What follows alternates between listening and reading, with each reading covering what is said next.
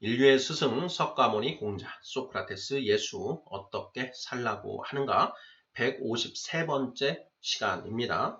진리가 있을까라는 소제목하에 7개의 질문으로 구성되어 있습니다. 자, 질문을 먼저 읽어보겠습니다. 1번 모든 사람은 각자 선악에 관한 스스로의 기준을 가지고 살아갑니다. 자신의 기준에 부합하면 선, 부합하지 않으면 악이라고 정죄합니다. 자, 그렇지 않은 사람이 한 사람이라도 있을까요? 2번, 자, 있다면 어떤 사람인가요? 3번, 세상의 중심은 당신입니다. 라는 광고 문구가 있습니다. 무슨 뜻인가요? 4번, 구약 성경 중 한 권인 사사기는 그때에 이스라엘에 왕이 없으므로 사람이 각기 자기의 소견에 오른 대로 행하더라고 끝맺습니다. 자, 무슨 뜻인가요? 5번. 자, 불경은 갓 태어난 석가모니가 천상천하 유아 독존이라고 외쳤다고 합니다. 무슨 뜻인가요? 6번.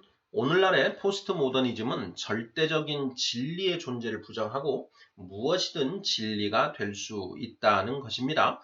자, 이러한 포스트 모더니즘은 결코 새로운 것이 아닙니다. 그 이유가 무엇인가요? 7번. 당신은 절대적인 진리가 존재한다고 생각하나요? 존재하지 않는다고 생각하나요? 자, 이렇게 해서 7개의 질문입니다. 자, 1번부터 답을 찾아가 보도록 하겠습니다. 자, 1번. 자, 모든 사람은 각자 선악에 관한 스스로의 기준을 가지고 살아갑니다. 자신의 기준에 부합하면 선, 부합하지 않으면 악이라고 정죄합니다. 자, 그렇지 않은 사람이 한 사람이라도 있을까요? 하는 질문입니다. 자, 우리 구독자분들께서는 자, 어떻게 답을 하시겠습니까? 자, 지난 시간에 우리가 선악의 완전한 기준을 찾아서라는 소제목으로 몇 가지 질문들에 대해서 살펴보았는데요. 자, 모든 사람은 각자 자기 나름대로의 옳고 그름에 관한 기준을 가지고 살아간다라고 했습니다. 자, 인류가 이제 시작된 이후로 각자 자기 나름대로 옳고 그름에 관한 자신의 기준을 가지고 이렇게 살아가게 되는데, 자, 그러한 기준이 각자 다르다 보니까 분쟁이 발생한다라는 것이죠. 자, 그렇게 분쟁이 발생하다 보니 사는 것이 더 힘들다. 그래서 공동체를 규율할 수 있는 기본적인 그 최소한의 기준을 이제 만들기 시작했다라는 내용을 살펴봤습니다. 그 예로 우리가 고조선의 8조 금법하고 그리고 또 무엇을 살펴봤나요? 예,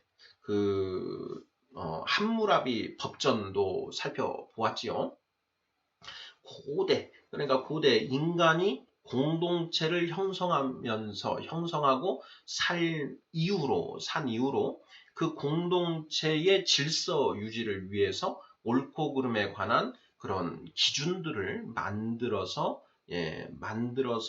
그 공동체를 유지해 왔다라는 걸 우리가 살펴보았고, 자, 그걸 기점으로 해서 지금까지 그 공동체는 계속적으로 옳고 그름에 관한 기준을 정립하는 그런 일들을 해오고 있다. 그래서 오늘날 우리 대한민국에 그 정말 이루 헤아릴 수 없는 그 수많은 그런 법들이 있다라고 했습니다. 자, 우리의 삶이 그 다양하게 그 분화되고 또 그 복잡해지면서 그런 삶의 각 영역들을 규율하는 최소한의 그런 규범들이 필요하게 되었다. 그래서 그런 어떤 삶의 양상의 변화됨에 따라서 그 법들이 계속 만들어지더라. 그렇게 만들어진 법을 보니 정말 아주 부피가 엄청나게 많은 그런 상황이 되었다라는 것, 이런 내용들을 이렇게 살펴보았는데요. 그런데 그 법이라는 것은 법이 어떤 만능이 될 수는 없다. 그래서 법이 그 최소한의 기준을 이제 제공하고 있는 것이고, 그 각자의 사람들은 자신의 그 이성과 양심에 따라서 자기만의 기준을 가지고 이제 살아가게 된다. 뭐 이런 얘기들 나눴습니다. 도덕, 양심, 뭐 이런 그 스승들의 가르침, 이런 것들을 기준으로 각자 자신의 옳고 그름에 관한 기준을 가지고 살아가더라라는 것이죠. 1번 문제. 자, 모든 사람은 각자 선악에 관한 스스로의 기준을 가지고 살아갑니다. 자신의 기준에 부합하면 선, 부합하지 않으면 악이라고 정죄합니다. 자, 그렇지 않은 사람이 한 사람이라도 있을까요? 하는 질문인데요. 없다. 이성을 가진 사람이라면 누구나 예외 없이 자신의 기준을 가지고 살아간다. 이렇게 답을 하면 무방할 것 같습니다. 자, 2번 문제. 있다면 어떤 사람인가요? 자, 자기만의 기준을 가지고 살아가지 않는 사람이 있다면 어떤 사람인가? 이성적인 사고가 불가능한 사람. 예. 어린아이, 갓 태어나서 아직 이성이 발달하지 않은, 이성이 제대로 기능하지 않은 그런 아이들은 아직은 그런 기준이 없는 것이죠. 그래서 그 기준이 수립되기 전까지는 부모, 어머니, 엄마, 아빠에게 이거 해도 돼? 먹어도 돼? 하는 것을 이렇게 물어보면서 자라나는 것이죠. 자, 그 아이들은 아직 이성적인 사고가 불가능합니다. 또는 이제 우리가 나이가 들어서 이제 치매에 걸려서 정상적인 사고가 불가능한 경우, 또는 이제 우리가 정신병이 생겨서 그런 정상적인 사고가 불가능한 경우, 이런 경우는 자기 각자 스스로 선악에 관한 어떤 기준이 있다고 말할 수 없겠지요. 그런 예외적인 경우도 분명히 있습니다. 또 어떤 경우에는 이런 경우도 우리가 생각해 볼 수 있습니다. 정신적으로 주화인마에 빠진 사람. 우리가 이제 무협 영화나 무협 그런 지를 보면 주화인마라는 것이 이제 있는데요. 몸속의 기가 뒤틀려서 통제할 수 없는 상황, 상태, 이걸 주화인마에 빠진다. 이렇게 얘기를 하는데요. 이 정신 세계에서도 마찬가지입니다. 이런 공부를 너무 많이 하고 그럼에도 불구하고 그 기준을 찾지 못했을 때 정신적인 주화인마에 빠지게 되는 경우도 분명히 있지요. 자, 굉장히 똑똑한 사람인데 뭐가 옳고 그른 것인지 그 기준을 정립하지 못해서 극도로 이제 머릿속에 꼬여버린 그런 상태, 이런 상황에 빠진 경우도 우리가 볼 수 있습니다. 자, 그런 경우들은 이제 예외가 되겠지요. 자, 그런 예외적인 경우가 아닌 이성을 가진 사람이라면 누구나 예외 없이 자기만의 선악의 옳고 그름에 관한 기준을 가지고 살아간다. 이렇게 답을 할 수 있겠지요. 자, 그것을 통제하는 최소한의 그것이 이제 공동체의 법이다. 이렇게 이해를 하면 거의 틀림없을 것 같습니다. 자, 3번 문제 보겠습니다. 세상의 중심은 당신입니다. 라는 광고 문구가 있습니다. 무슨 뜻인가요? 세상의 중심은 당신입니다. 자, 사람은 누구나 자기 중심적으로 살아갑니다. 그럴 수밖에 없죠. 내 머릿속에 있는 모든 그런 것들은 내가 보고 듣고 생각하는 어떤 그런 것들. 그래서 결국 보면 자기 중심으로 살아갈 수밖에 없는 것이죠. 자, 이것을 이제 광고 문구에서 세상의 중심은 당신입니다. 세상은 당신을 중심으로 돌아가고 있습니다. 이렇게 표현을 하는 것이죠. 어떻게 보면 현상적으로 보았을 때 상당히 옳은 이야기이지요. 네, 세상의 중심은 당신입니다. 자, 여기서 나를 중심으로 살아간다라는 것이 무슨 뜻인가 하는 것을 좀 더 구체화시킬 필요가 있는데요. 결국 어떻게 되느냐? 내 생각을 기준으로 살아간다라는 말이 된다라는 것이죠. 이 말이 결국 천상천하 유아 독존 이런 것들이 되는 것이죠. 자, 4번 문제 보겠습니다. 자, 구약 성경 중 한 권인 사사기는 자, 그때의 이스라엘에 왕이 없으므로 사람이 각기 자기의 소견에 오른 대로 행하더라고 끝맺습니다. 무슨 뜻인가요? 하는 질문인데요. 자, 사사기 21장 25절이 마지막 구절입니다. 자, 거기에 그때의 이스라엘에 왕이 없으므로 사람이 각기 자기의 소견에 오른 대로 행하였더라. 이렇게 쓰여져 있습니다. 어려운 얘기가 아니죠. 우리가 지금 1번부터 살펴온 각자 자기 선악에 관한 스스로의 기준을 가지고 살아가는 모습 이것을 구약성경 사사기에서는 자기 소견에 사람이 각기 자기 소견에 오른 대로 행하더라 이렇게 표현을 하고 있는 것이죠. 그때의 이스라엘의 왕이 없으므로 이게 되어 있습니다. 사실 이스라엘의 왕은 여호와 하나님이었습니다. 자, 그런데 그들이 여호와 하나님을 자신들의 왕으로 생각하지 않았다라는 것이죠.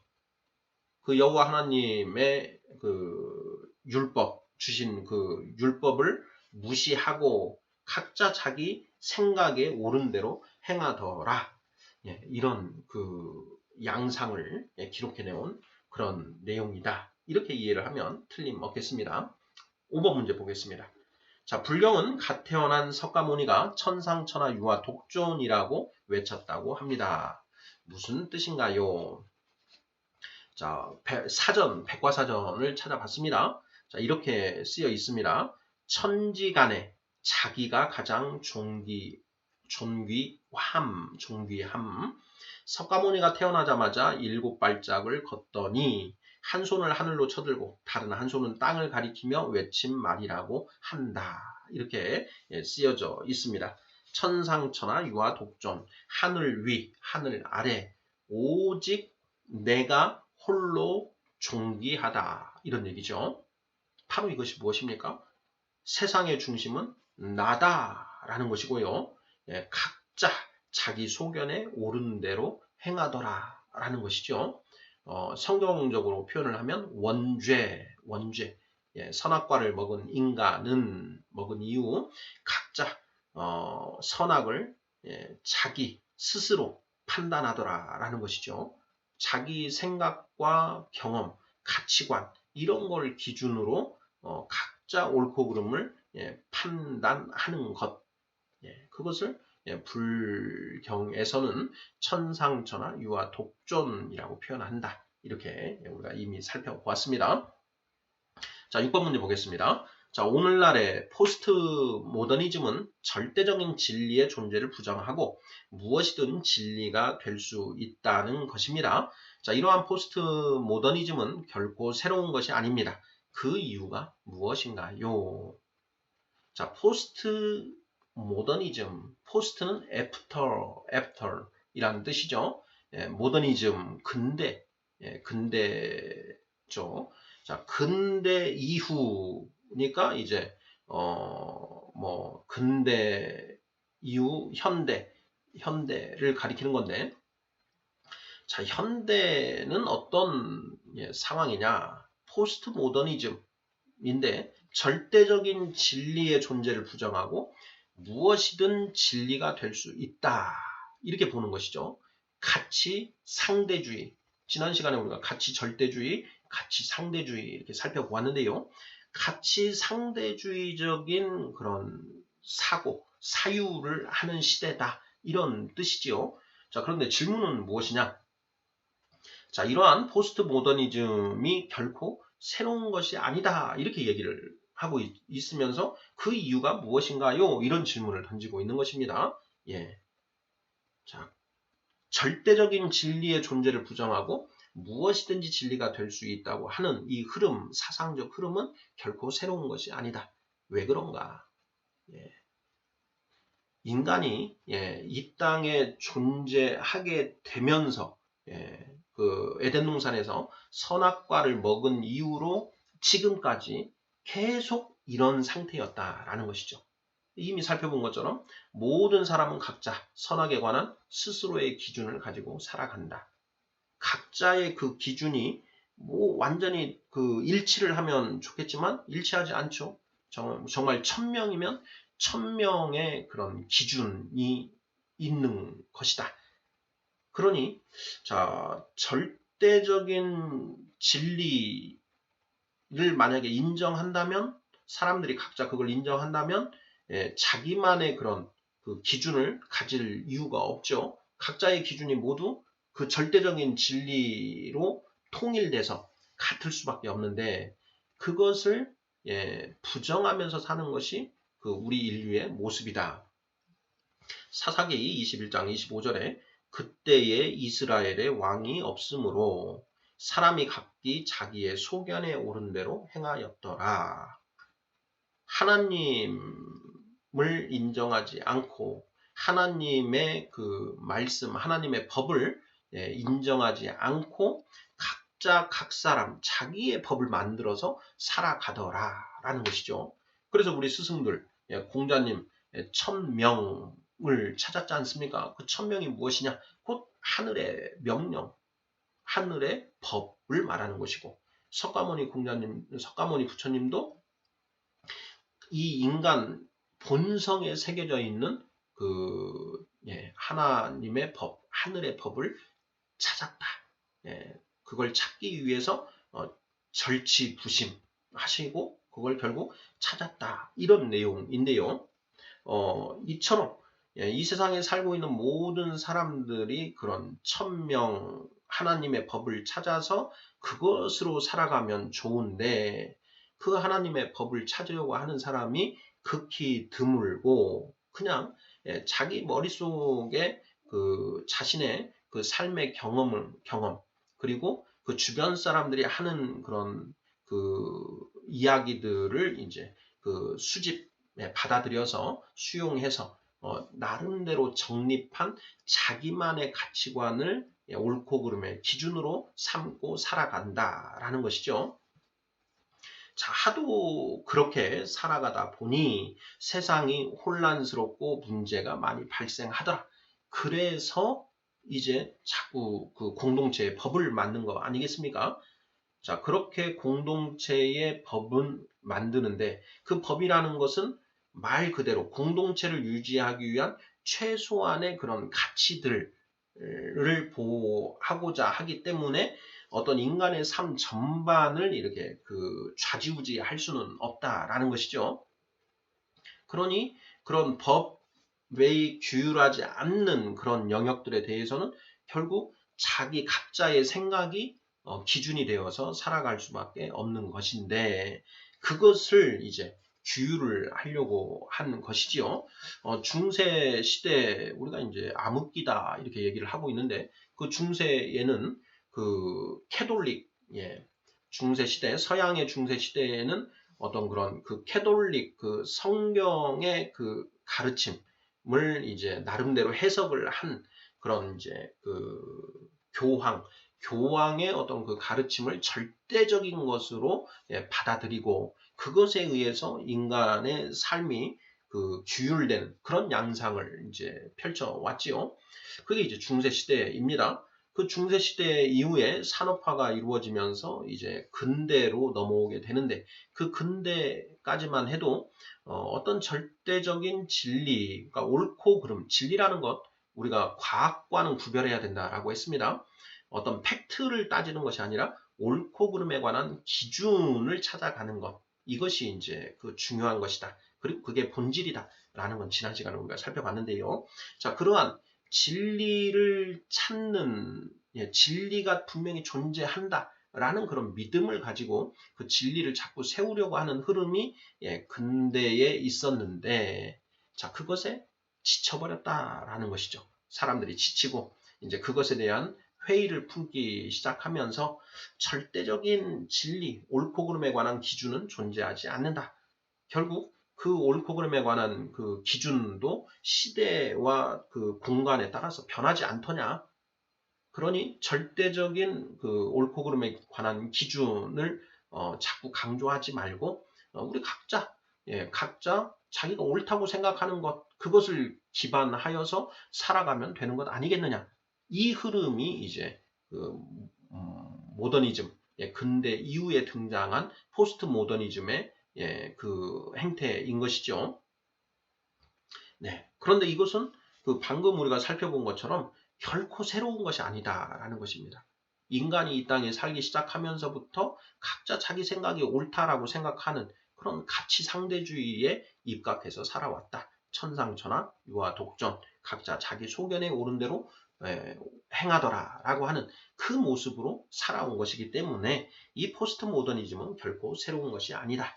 다만 이 포스트 모더니즘은 절대적인 그 진리, 선악의 기준을 강조하던 그런 모더니즘적인 그런 경향을 탈피하고 그걸 비판하고 이제 좀 더 자유롭게 살고자 하는 그런 이 시대 사조다라는 것이죠.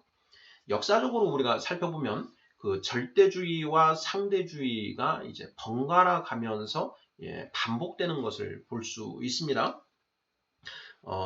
그 변증법적 그 역사관인 그 정반합의 논리가 적용되는 것이죠.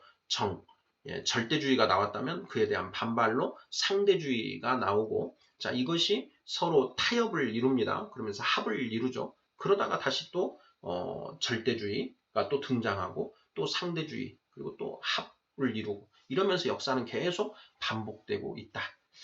성경 전도서에 보면 하늘 아래 새 것이 없다. 이미 그 있었던 일들이 반복될 뿐이다라는 그런 표현이 나오는데 우리의 이 사상적인 사조에도 보면 그러한 그 반복들이 이루어지는 것이고 또 정반합적인 그런 변증법적인 그런 어떤 역사 발전의 법칙들이 적용되는 것 아닌가 이런 생각이 듭니다. 자, 6번 문제. 오늘날의 포스트 모더니즘은 절대적인 진리의 존재를 부정하고 무엇이든 진리가 될 수 있다는 것입니다. 이러한 포스트 모더니즘은 결코 새로운 것이 아닙니다. 그 이유가 무엇인가요? 인간은 태초부터 그 선악과를 먹고 타락한 이후부터 자기 생각, 가치관을 기준으로 살아왔기 때문에 결코 새로운 것이 아니다. 이런 맥락으로 답을 하면 맞을 것 같습니다. 자, 마지막 7번 문제입니다. 자, 당신은 절대적인 진리가 존재한다고 생각하나요? 존재하지 않는다고 생각하나요? 하는 질문입니다. 네, 절대적인 진리가 존재한다고 생각한다면 절대주의자라고 할 수가 있지요. 자, 절대주의는 자, 진리, 가치 따위의 절대성을 인정하고 그 절대성을 추구하는 이론이다라고 백과사전에 정의가 되어 있습니다. 그래서 절대적인 진리가 존재한다고 생각한다면 나는 절대주의자이고, 자, 절대적인 진리가 존재하지 않는다고 생각한다면 상대주의자에 속한다. 자, 상대주의란 모든 진리나 가치는 상대적이라고 보는 이론인 것이지요. 학설. 자, 우리 그 구독자 각자 빼서는 어떠신가요? 절대적인 진리가 존재한다고 보시나요? 절대적인 진리가 존재하지 않는다고 보시나요? 진리, 천동설, 지동설, 만유인력 뭐 이런 것을 얘기하는 게 아닙니다. 옳고 그름에 관한 기준. 자, 사람을 죽이는 것은 악한 것이다. 이게 그거는 뭐 절대적인 진리다라고 생각을 한다면 그 우리가 절대주의의 입장에 수긍할 수밖에 없는 것이죠. 내 부모를 공경하라. 부모를 공경해야 된다. 이걸 이제 기본적인 원칙으로, 뭐 예외도 있을 수는 있지요. 기본적인 원칙으로 받아들이면 그것은 이제 어떤 옳고 그름에 관한 어떤 기본적인 절대적인 기준을 인정하는 것이 됩니다. 그래서 사실 그 절대주의와 상대주의의 그 대립, 생각해 보면 그 충돌하는 영역이 극히 좀 새로운 그런 영역에서 등장하는 걸 볼 수 있습니다. 유전자 조작, 유전자를 조작해서 어떤 새로운 변형된 생명체를 만들어내는 것이 옳은 일이냐 그른 일이냐 하는 뭐 그런 이런 영역에서 이런 논의가 어떤 의미를 가진다라고 할 수 있는데 그걸 제외한다면 우리가 기본적으로 우리의 삶을 영위함에 있어서 옳고 그름에 관해서는 반드시 어떤 기준이 존재한다라는 것. 이것은 뭐 인정할 수 있다. 이렇게 보는 게 맞지 않은가 싶습니다. 고조선의 8조 근법, 이런 내용들 8가지 반드시 지켜야 할 것. 사람을 죽이지 말라, 도적질하지 말라 라고 하는 이런 것들요. 이런 것들은 옳고 그름에 관한 절대적인 기준이 아닌가. 그런 기준이 존재한다라고 한다면 우리는 진리 절대주의적 입장을 취하는 것이 뭐 당연한 것 아닌가. 뭐 이런 생각도 해볼 수 있는 게 아닌가 싶습니다. 네. 자, 인류의 스승 석가모니 공자 소크라테스 예수 어떻게 살라고 하는가 153번째 시간으로 진리가 있을까라는 제목 하에 7개의 질문들 살펴보았습니다. 감사합니다.